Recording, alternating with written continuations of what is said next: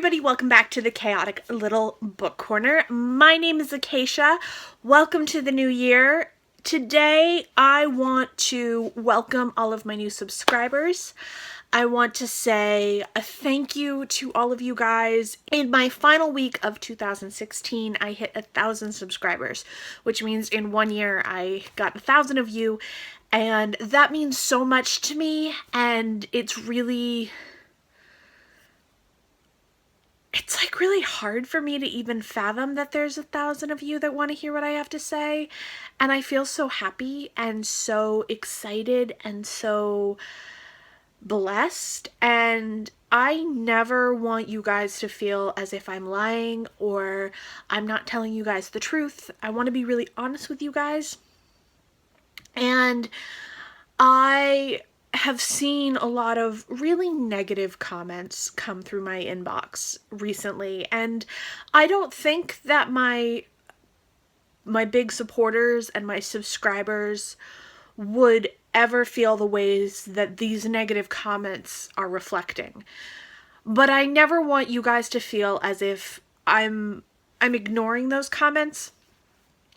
I am not. I see every comment that comes through and I answer them as I can. So like twice a week, 3 times a week, I sit down and I answer every comment that's come in my inbox. And so first of all, like, definitely keep commenting, keep giving me support there. Questions, comments, quandaries, compliments, requests, all of those things are more than welcome in the comment box at any point in my channel.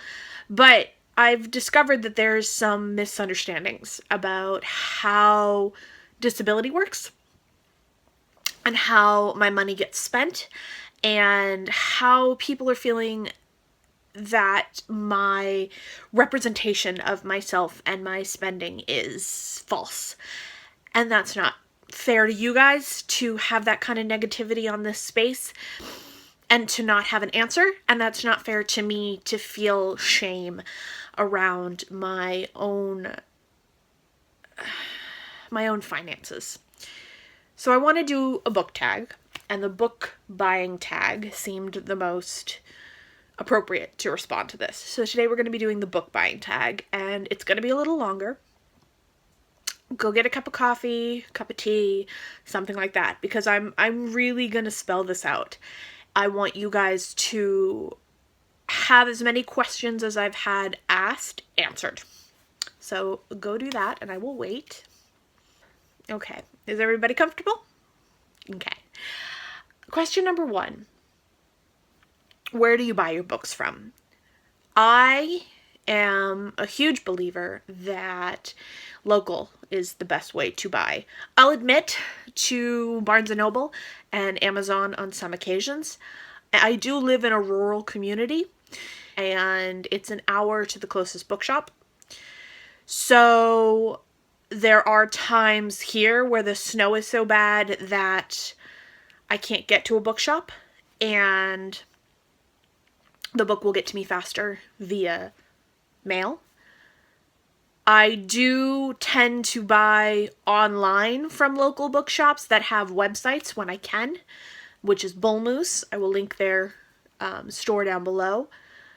And then when I'm not buying from them, I buy from Sherman's and Print. And those two are the other local bookshops in the Portland area. I do enjoy going to every bookstore I can when I leave the state and go out into the communities elsewhere in different cities and, towns. In Massachusetts, I go to Brookline Booksmith and I go to the New England Book Fair. So I try and buy local as often and as much as possible. Because I buy local, I have a relationship with a lot of the owners of bookshops in this area. And as a person with a relationship with them, they all have really good rewards programs that I utilize them as much as I can. I make sure that when I purchase from them and I end up getting credits or things of that nature, I end up putting them towards pre-orders versus new books that I could buy in store. I order books that I could order online through the store directly. And I do all of my business that way as much as possible, unless there is a specific edition that I'm really desperate to get my hands on, in which case I will order online. Do you ever pre-order books? If so, do you order in-store or online? I order online and in-store. Again, it's the same concept. If I have a book that I feel desperate to get my hands on, first write the publisher. And if I don't hear from them, I will place the order. I do a lot of research because I have a lot of time to do research on what books are coming out in the next 6 months, which means that I have 6 months before the book releases to wait for that publisher to get back to me. So I will usually request a book 2 to 3 to 6 months in advance. If I don't hear from them by a week before the release date, I will go to my local bookstore and I will pre-order through the local bookstore. Or if it is a book that my local bookstore cannot get, I will order it online through the publisher directly. I try and avoid ordering from Barnes & Noble and Amazon as much as possible, even though I get the appeal, and I've definitely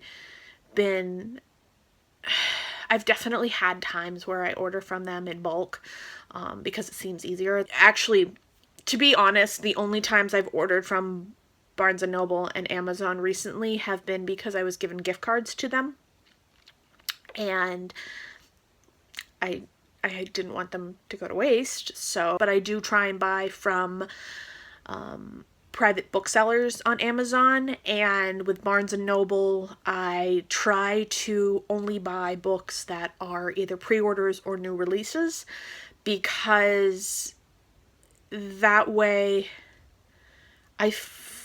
my hope is that the publisher is getting as much money as they possibly can. On average, how many books do you buy in a month? That's a vast average. That's a really vast average. I think on average I buy at least 15, and I would say 95% of those are used and under $10. Do you use your local library? I can't. My local library is one room, and it's so small and it's so compact, and there's nothing there. It's the same books that have been there since I started reading when I was 10? No, 8. So it's been almost the same stock since I was 8 years old. And the local library I donate to once a year, and so does my family. They're trying to expand, but right now it's too small. It's one room. It's one room for all genres, and that's just not enough. And I've done some interlibrary loans with them, but the books can take up to 3 weeks to get to me, as sometimes longer. And in those situations, it's usually easier for me to buy it for $2.50 used and then sell it back than it is to wait 3 weeks if I have the giant urge to read it very quickly.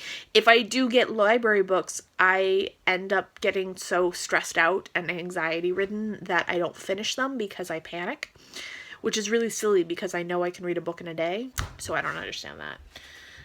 What's your opinions on libraries? They're amazing. Opinions on libraries is absolutely that they're amazing. They're a necessary part of society. They give literature to people who wouldn't normally have access to it. And that's a huge thing. And there's no reason to not support your local library. However that looks, I will go to their local book sales and things of that nature, because the way my local library works is they get books that are donated, and when they're donated, they can't always fit in the library, so they have to sell off books that don't fit in the library. How do you feel about charity shops and secondhand bookshops? I love them. It's where I do most of my shopping. I will sell my books back to a local, so Bull Moose, I sell my books back to them and I use my store credit to buy from them. I sell books back as soon as I finish reading them once if I don't like them. If I don't read them after a 6 to 8 month period, I usually sell them back unless I can kind of figure out why I haven't read them. Maybe it was a timing, maybe it was a feeling, maybe I was too depressed. But if I haven't read it within 6 months and I don't see myself reading it in the next 6 months, I sell it. And so, yeah, I end up selling a lot of books back. And I know I should do more on haulings because those would help you guys see that, but I don't think of it. And I'm going to try and be better on that this year. Do you keep your read and TBR piles together? No. No, no, no, no. No. Do you plan to read all the books you own? Yeah, absolutely. If it's not sold, it's here for a reason, and I'm going to read all of them as much as I can. I own 600 books, and I have 200 unread. And I could do my TBR takedown. I could, but I will guarantee you at least 30 of those will be sold, and then 30 more will take their place. It's a constant rotation in my library of books, and so yeah. I will read every book on my shelf eventually, but I actually like having a TBR pile in my own shelves. I like having books to read because I like choices, and it makes me feel better. What do you do with the books you won't read and you don't enjoy? I sell them back. Or I send them to friends, but there are some books that are just so important to me that I can't do that, so yeah, that's usually a problem too. Have you ever donated books? Absolutely. 100% yes. I have. Does giving a book to a homeless person count? I'm not really sure.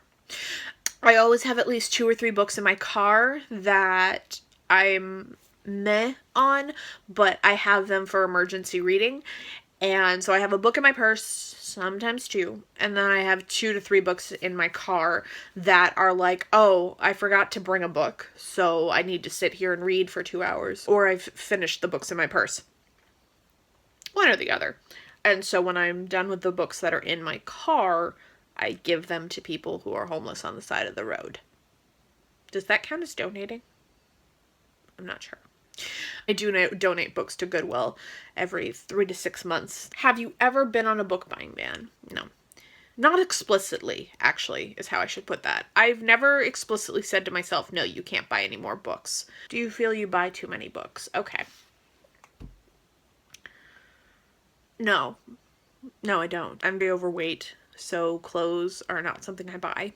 I don't receive books as gifts very often, so birthdays and Christmas I buy books with money that I'm given, and I buy books with money that I receive. My disability check is given to me to allow me to purchase things that help me stay safe and healthy and allow me to put money where I believe is most beneficial to my mental state and my recovery to get me off of disability. That is really what this comes down to.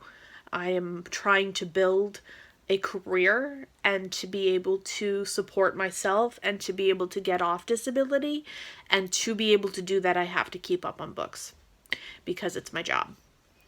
And if I didn't put money into books, I wouldn't have a community, and I wouldn't have supporters, and I wouldn't have subscribers, and I wouldn't be able to have a potential career to get me out of disability as easily.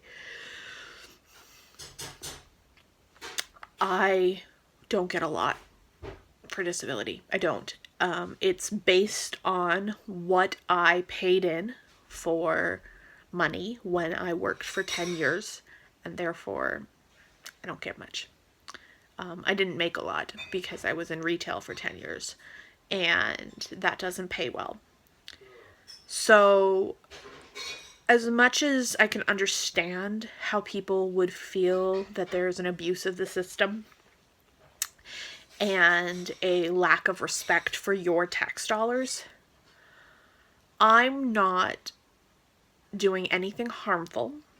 I'm not trying to keep myself on disability. I pay for my meds. I pay for my therapy. I pay for my gas and my car. And I have to live under my parents' roof. I don't get to live outside my parents' home. I don't get to, I don't, I don't get to go out. I don't get to go to parties. I don't get to go hang out with friends.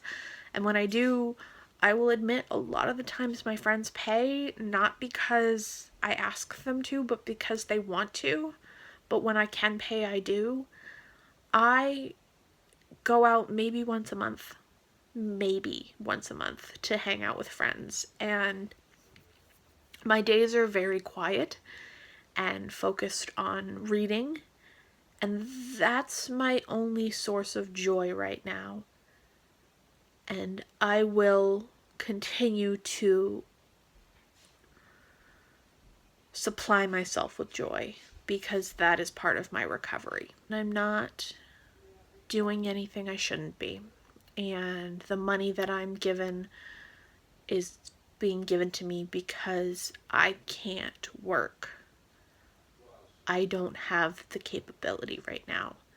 And I call this a job, but there are days when I can't get out of bed and I can't walk to the end of my driveway and I can't get out to go to the grocery store to get food. There are days when I am so low that the idea of filming makes me want to vomit because I'm so scared and stressed and overwhelmed. And that's mental illness, and that's disability. I was found disabled. I went through 6 months of paperwork and interviews and conversations and really, really draining and degrading conversations. I had to tell them things about myself that are shameful and scary and embarrassing. I had to bear something about myself that brings me a lot of fear and sadness. So if you want to kick someone while they're down, that's on you.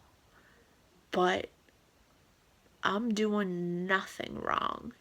And how I take care of myself is my choice. This has been a more somber video than I expected, but I will see you guys tomorrow. I just really wanted to tell you guys the truth and get this off my chest.